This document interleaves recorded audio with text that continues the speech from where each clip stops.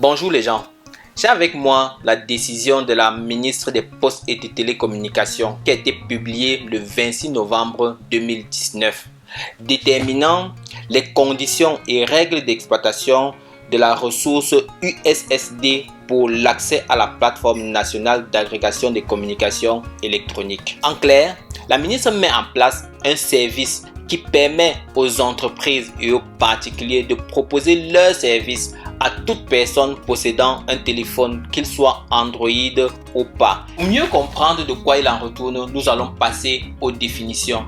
Dans l'article 3 de la même décision, on parle de API, qui est interface de programmation d'application. Je vais expliquer ce que c'est. On parle de session, parcours d'un client mobile depuis son entrée dans le portail USSD jusqu'à l'aboutissement d'une transaction. Et on parle enfin de USSD, service de données supplémentaires non structurés. Savez-vous que vous utilisez l'USSD au quotidien? Lorsque vous tapez par exemple le dièse 123 dièse, en fait, vous utilisez le service USSD. Vous remarquerez que vous n'avez pas besoin de connexion Internet ou bien d'un téléphone sophistiqué pour avoir accès à cela.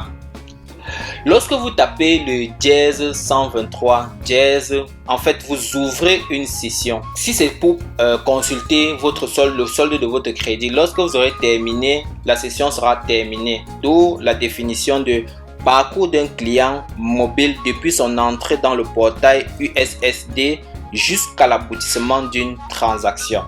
La dernière définition qu'il reste à faire, c'est celui de l'API. En anglais, c'est Application Programming Interface. Supposons que vous ayez un compte bancaire. Votre compte, il est hébergé au niveau de la banque. Pour accéder à votre compte bancaire, vous pouvez utiliser soit un guichet automatique de banque, soit une application mobile, soit aller sur votre navigateur. Tous ces services-là utilisent ce qu'on appelle une interface pour accéder à vos données au niveau de la banque. Donc, cette interface est donc appelée une API. Pour la suite, je vais lire 2 ou 3 articles de la décision de la ministre pour qu'on puisse comprendre exactement de quoi il en retourne. Article 2. La présente décision s'applique aux opérateurs des réseaux de communication électronique ouverts au public et aux fournisseurs de services de communication électronique qui utilisent la ressource USSD. Dans l'article 4, la ministre indique que l'application sera logée à la CAN-Post et que le code d'accès à tout service se fera par le dièse 237 dièse. Dans l'article 5, elle indique que tout opérateur aura un code unique. Par exemple, Afriland First Bank a son code qui est 001. Donc, pour accéder au service de Afriland First Bank, vous allez taper le dièse 237 étoile 001 dièse. Et enfin, dans l'article 13, la ministre dit que lorsqu'un service de paiement est fourni à travers la plateforme nationale d'agrégation de communication électronique, le fournisseur de services est tenu de se conformer à la réglementation du secteur bancaire. Comme domaine d'application, on va prendre l'exemple de Afriland First Bank. Vous pouvez taper immédiatement, vous n'avez pas besoin d'être dans un réseau particulier, que ce soit dans Orange, MTN, Yumi, Nextel, que vous soyez client ou pas, il n'y a pas de problème. Vous pouvez taper le dièse 237 étoile 001 dièse. À partir de là, vous pouvez consulter votre compte. Bref, vous avez accès à toutes les informations de votre compte bancaire comme si vous aviez l'application mobile Sarah by Afriland First Bank. Comme deuxième exemple d'application, supposons que l'ordre des pharmaciens, un particulier ou même le gouvernement décide de mettre à disposition du grand public la liste des pharmacies de garde selon les villes. Vous allez avoir un code du genre dièse 237 étoile 0010 20 30, je ne sais pas, dièse. Et vous aurez accès aux régions. Vous allez sélectionner votre région, ensuite on va vous donner les villes. Et ensuite, quand vous allez sélectionner les villes, on pourra vous afficher la liste des pharmacies de garde de la ville.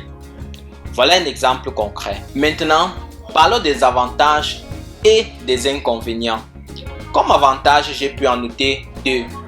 Le premier avantage, c'est que vous n'avez pas besoin d'un téléphone sophistiqué pour avoir accès à ces services. Le deuxième avantage, c'est que vous n'avez pas besoin de connexion Internet pour avoir accès à ces services. J'ai aussi noté deux inconvénients. Le premier inconvénient, c'est que lorsque vous utilisez les services USSD, au moment de l'affichage, il n'affiche qu'un nombre limité d'informations. Le deuxième inconvénient, je pense, c'est que le service est hébergé dans un service gouvernemental. On les connaît un peu lents dans les exécutions des tâches. Maintenant, comment est-ce qu'on peut gagner de l'argent avec ce type de service? Revenons sur l'exemple des pharmacies ouvertes. Vous n'avez que la liste des pharmacies à votre disposition. Maintenant, vous pourrez payer avec du crédit de communication pour que l'application vous envoie donc les informations comme son numéro de téléphone, sa localisation et toute information qui va vous permettre peut-être d'appeler pour savoir si votre médicament est disponible à la pharmacie.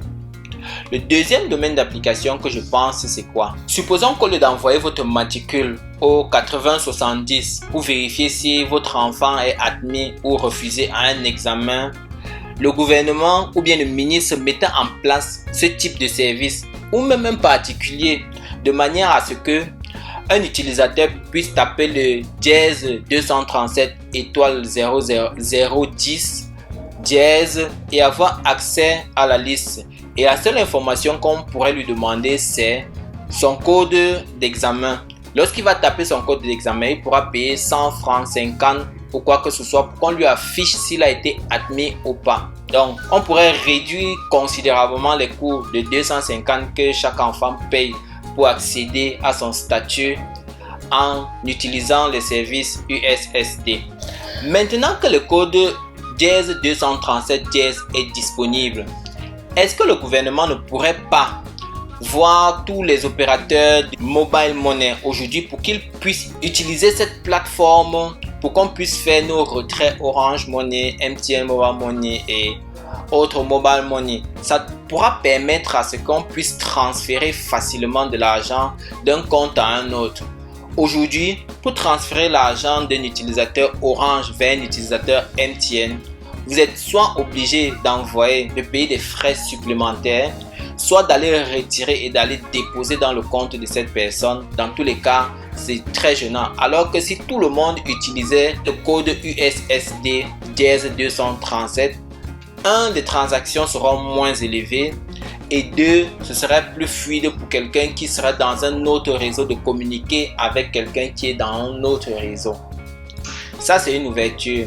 À très prochainement pour d'autres vidéos.